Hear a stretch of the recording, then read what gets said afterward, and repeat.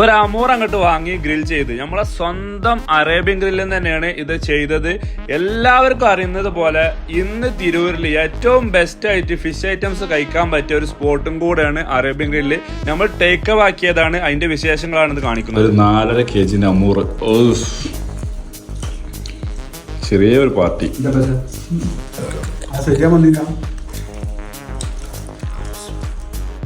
Take away ആയതുകൊണ്ട് തന്നെ എല്ലാം സെറ്റ് ചെയ്ത് നമ്മളെ ലൊക്കേഷനിൽ അവർ എത്തിച്ചു തന്നിട്ടുണ്ടായിരുന്നു.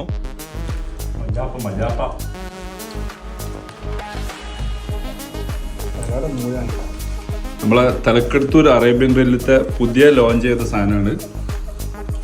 എന്ത് സലാഡ് എന്ന് പറഞ്ഞത്? Cheese mayonnaise salad. Cheese mayonnaise salad. Salad എങ്ങനെയുണ്ട് മക്കളെ? ഈ സാലഡ് ഉണ്ടല്ലോ ഒരു രക്ഷയില്ലാത്ത സംഭവം.